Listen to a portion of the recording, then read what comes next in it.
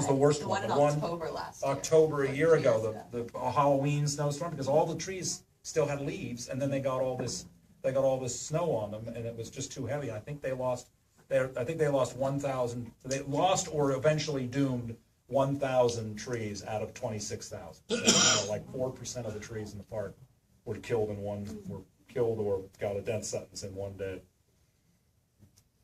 Yes. You mentioned that your goal was getting this out to PBS for an hour. I'm wondering what comes of a film like this. What are your plans for distributing it? Have you gotten interest in Europe or overseas? You know, ironically, well, we haven't gotten a lot of interest in Europe, have we? We thought, It's a slow sell internationally so far. yeah, I didn't think it would do as well in the United States as it has, and I thought it would do. Why don't we do like well in the United Well, States? what happened was, maybe you're not aware, it has been on HBO. HBO bought it and showed it briefly, which is sort of why there's still a life left in it, like in the theater.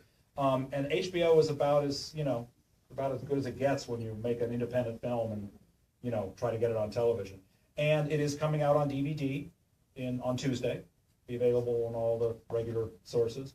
And there's not much of a theatrical run for a film like this. This is it'll be a play for a week here, and we hope it'll. But the festivals are an important part of the life of a film like this, and so South by Southwest picked it up, and that's where it premiered, and that's when HBO jumped in and made the deal for television, and it's been in a number of festivals since then. Yes. What's the state of the birder population? Is it thriving? Is it declining? No, it's getting bigger and bigger.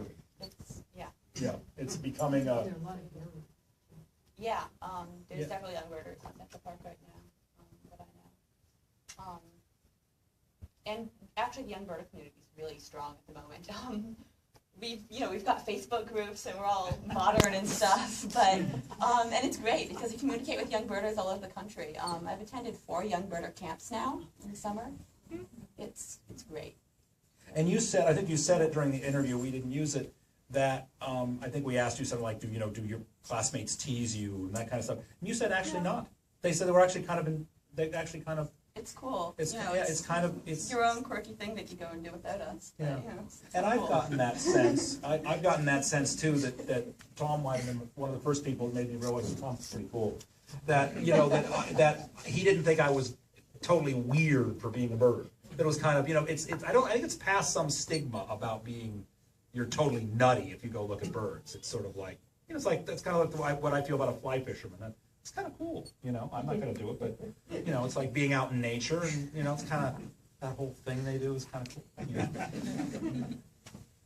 So we have a question for Tom. He hasn't spoken enough. Sorry. Yes. Can you describe your routine a bit about assembling this catalog of bird clips? I mean,